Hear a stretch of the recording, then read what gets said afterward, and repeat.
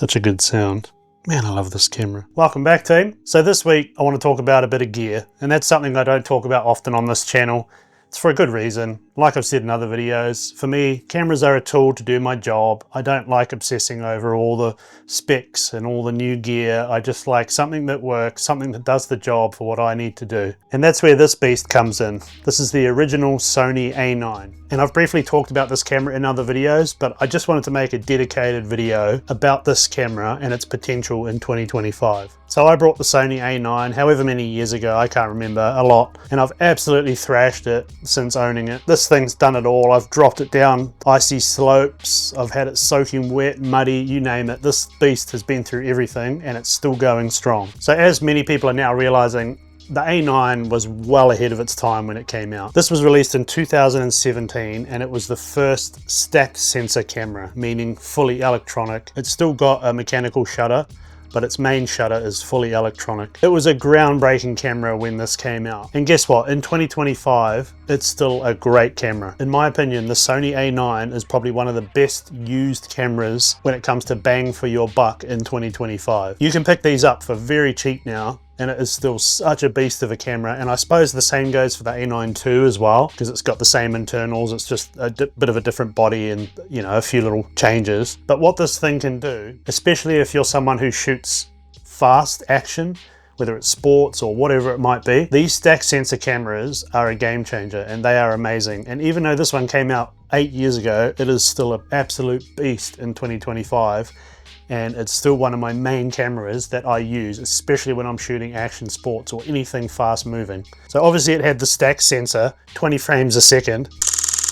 Autofocus is amazing. It still outdoes the A7 IV that I'm filming on now and all the newer cameras, and it just produces an amazing image. If you watch the previous video here where I used the A9 III and I did a bit of a comparison to the A9, and that was when I was contemplating buying the new A9 III because I was so in love with my A9, but ultimately I decided for what it was worth, it's better to just keep shooting on this one. So anyway, yes, some of the technology in this is not up to current standards, and you know, like some of the write speeds of the cards and just the different things that are in this camera. You know, if you're someone that obsesses over all that stuff and you want the latest and greatest, it might not be for the camera for you. But if you want to buy a super capable stills camera in 2025 that you can get for super cheap, the Sony A9 is at the top of that list. It produces good video too, the A9 series doesn't have log or any of the big video features that other cameras have, so it's not really suited for video shooters unless you just want to shoot normal color straight out of camera. But like I said, I've absolutely thrashed this thing over the years and it has never let me down. Not once has this thing skipped a beat.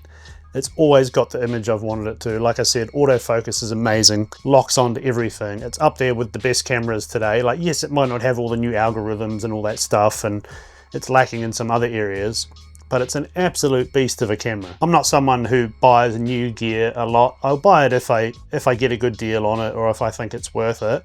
I buy new stuff. A lot of the time it's return on investment for me, so I buy used. And like I said, as long as it does the job for me, I'm happy. As soon as something can't perform what I need it to, that's when I upgrade it. And that's why I have never upgraded this A9, because it's never not done what I need it to. People nitpick and oh, this and that and the write speeds and the buffer and all this stuff. I have never had issues with the buffer in this, and I'm shooting like full-blown action sports where I'm full speed, flat out, just holding the button, you know, I'm just holding the shutter down, just stacking it.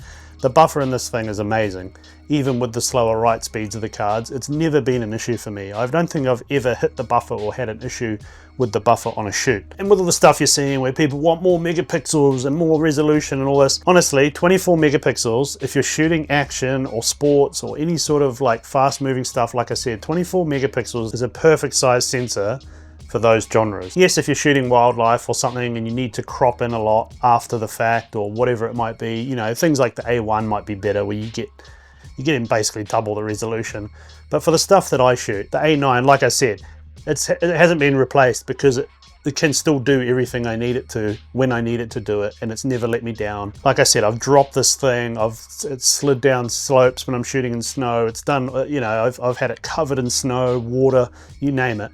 just keeps going. Like, it just keeps on trucking. I cannot complain at all about the value that I've gotten out of this camera and the amount of money it's made me over the years. It's an absolute beast of a camera. So if you do shoot Sony and you are looking for a camera that can keep up when you're shooting like high speed action or whatever it might be, if you see an A9 pop up for a good price, grab it. You will not be disappointed, especially if you've only ever used mechanical shutter cameras. They feel clunky compared to the stack sensor cameras, whether it be the A9 series, the A1 series, or whatever other brands that run full stack sensor. You grab one of these, they just feel so slick and fast, and they just speed everything up. It feels amazing compared to like a mechanical shutter camera. So if you do see one pop up for a good price and you are watching this thinking, oh, is it a good camera? Just buy it. They'll be worth their weight in gold even in another 10 years time, because it's just such a beast of a camera. You know, these were a groundbreaking camera when they came out. The A9 series still is to this day, as we've just seen recently with the A9 III release.